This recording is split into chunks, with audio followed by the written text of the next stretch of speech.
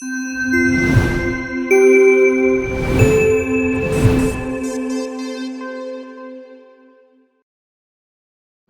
assalamu alaykum wa rahmatullahi wa barakatuh.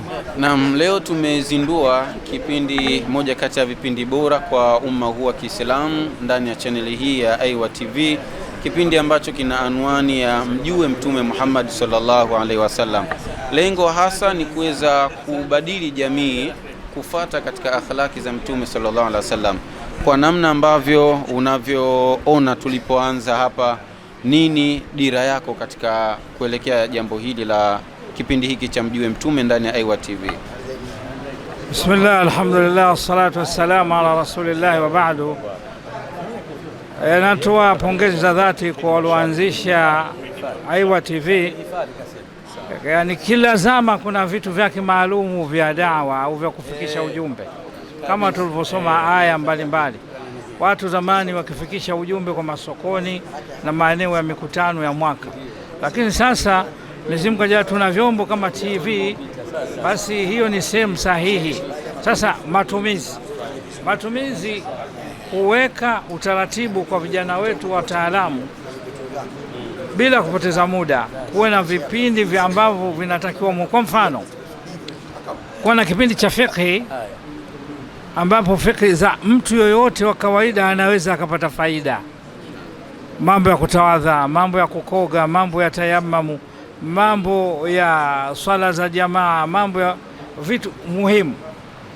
Unakuja hadithi za Bwana Mtume sallallahu alaihi wasallam. Aiwa TV lazima wakataka faida ya jamii, kuifaidisha, kuifundisha, lazima waende na vitu hivi. Cha pili, hadithi za Bwana Mtume Muhammad sallallahu alaihi wasallam kwa udogo wake, kwa upana wake. Maanake kama vijana wa miaka 7 mpaka 10, 12, kuna hadithi fupi fupi huwezi ukamuingiza katika Bukhari na Muslim, ambazo zinafundisha adabu, heshima, kula, kuvaa, kujua masala na mambo mengine. Kwa hivyo ulimwengu na Uislamu unakwenda sambamba na sharia ya Kiislamu. Tunasema sisi saliha fi kulli zamanin wa makan, yani inaenda sambamba na nyakati zote kwa kiasi ya wakati na kiasi ya jamii. Ndio itavyokwenda Aiwa TV, inavyotakikana kuwe na vipindi ambavyo vinakidhi jamii yenyewe ilivyo. Sasa hivi mmomonyoko kwa mfano wa maadili ni mkubwa sana. Mtu anaweza akawa haswali na anatoa maneno machafu, haitoshi. Kwa hivyo tunajua namna gani kiwango cha kuweza kumkabili mtu huyu. Na tuja vile vile baada ya hadithi vile vile tuna somo linaitwa akhlaq islami au adab al-islami.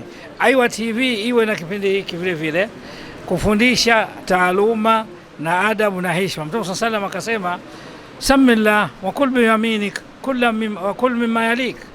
Alikuwa anakula na kijana mdogo pale miaka 15, 12, 10. Kula kwanza, sema bismillahi, kula sehemu iliyokuambia mbele yako. Yani unaona, anaanza kumfundisha. Ukitoka tanguliza mguu wa kulia, ukiingia chooni tanguliza mguu wa kushoto. Sasa hizi zinaitwa adab Islam, akhlaq. Aiwa TV ijikite kwanza katika vitu hivi, kwa sababu vijana wanatekwa. Kutekwa nini? Sio kwa bunduki, tabia mbovu zinaighilibu ile tabia njema.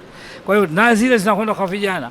Kwa hivyo vipindi vya umuhimu kwa vijana ambao yani tunasema generation hii mpya itaweza ikachukua, itasaidia kuondosha ujambazi, wizi, kila kitu, kwa sababu mtu anajifundisha kwa mujara na anajikana yeye mwenyewe. Kwa mfano hadithi ya kufundisha, ittaqillah haithu ma kunti, muogope Mwenyezi Mungu popote ulipo. Hata kama kwenda Moshi na Arusha pale hakuoni mtu, usije ukaingia baa wala ukafanya jengine. Mungu anakuona, akijua hii atajichunga.